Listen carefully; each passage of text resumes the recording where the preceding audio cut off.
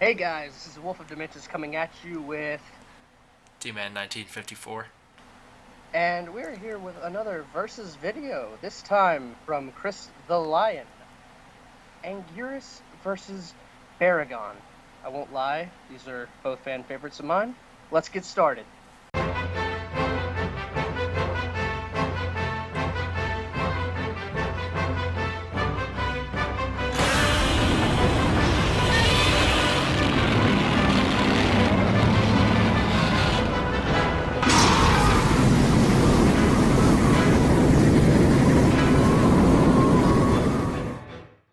These monsters are both pretty unique. Both are usually the underdog in any situation they're in, plus the fact that they're really not seen as very important. Yeah, they're both more obscure monsters in the kaiju universe. Baragon only having three real appearances, one of them being a cameo in Destroy All Monsters, and Anguirus being in multiple of the Showa series, but then kind of fading away in recent years, only making a brief appearance in Final Wars. And as we can get along with this, both of these monsters have similar abilities, they have similar fighting styles, and they both overall are very similar. But it will come down to slight differences in their body styles and fighting styles.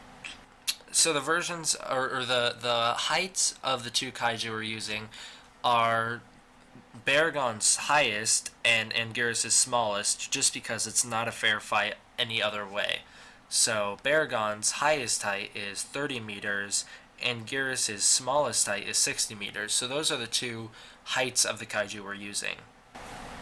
Yes, so we're going to start off Baragon. Now, D-Man, list us his abilities. Baragon's abilities are a flame ray, similar to Godzilla's red spiral ray, but weaker. He has a horn that he can make crackle anytime he wants. It will also glow on command. He can burrow. He can jump unusually high. He has natural teeth and claws. He has defensive ears. Those can wrap around his head, which will latch on to his horn, kind of giving him protection in the eye region. Um, he has strong jaws and thick skin. Yes, now Anguirus' abilities. This is going to be a bit different because Anguirus has his shell, a shell protection protecting his whole upper back and neck area usually, unless you go to 55 where that shell did nothing for his neck. But if we continue on, his other abilities are he can dig, he can jump, he can roll because of his shell. He can also he has the horns, the claws, and the teeth. He also has multiple brains in all of his limbs, which help him reflex and move faster. Now, we're going to the mental state of these monsters next. So, oh, wait, did you have anything to say? I was just going to add, Anguirus also has a very strong jaw, although not strong enough to withstand being broken King Kong style by Mechagodzilla. Yeah, but it's Mechagodzilla. But then again, it is strong enough to heal afterward and still be able to, a couple years later, grab onto Ghidorah's neck and he is able to hold on as he's lifted into the air. Yes, very true, and that's partially why I like him. But moving on to their mental states. Now, Anguirus is a monster that takes on foes bigger than himself, which is what changes this fight up a little because he is actually the bigger one. Being this, he will fight any monster if he is ever engaged in a fight. He will fight them. He will attack until he knows for sure there is no going back or even to the death. He is a very, not really confident monster, more of he is a very brave monster who will continue the fight no matter what. He isn't afraid.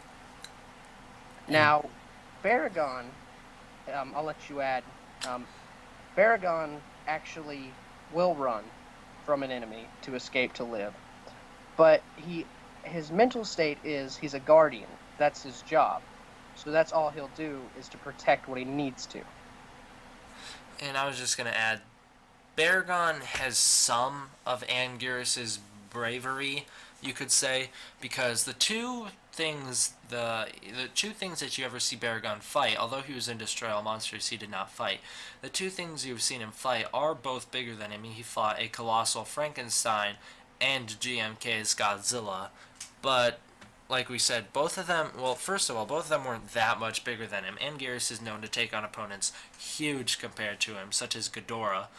And Baragon also, like we said, kind of flees. He basically uses the fact that he's faster than these big monsters to gain the upper hand. And the fact that Anguirus is similar size range and faster than him, I don't think he will have any advantage at all. It just depends on the mental state is very different, so it's going to affect the fight. Yeah. Um, so the advantages Baragon has over Anguirus are he has long range attacks, which would be the Flame Ray, but Anguirus is known to take blasts from Godzilla, so the Flame Ray won't do much. Um, and that's pretty much the only thing he has against Anguirus, unless he was able to distract him with the horn crackling. But even that, I don't think would play that much of a role. Yeah, it's not going to affect Anguirus much. Anguirus is a digger. He also can, get away a lot faster. Probably could jump faster, too. So what's going to be the big advantage is close range and who can get a good shot. Now, with that going on, this will probably go down very close quarters. Anguirus will dodge probably multiple fire rays. Baragon, figuring out that this won't work, gets in close. They tumble, and Anguirus would probably try to stab Baragon with the horn. Baragon would defend himself with his ear pieces, and I think it would go down to them really just going at it. Yeah, it'd be a very close combat, brutal battle. I don't think there's really any other way it could go other than just necks being bitten, just claws scratching, all this stuff, and that's really how I think it would go. And as they're tearing each other apart, as they keep fighting close, scratching, clawing, stabbing,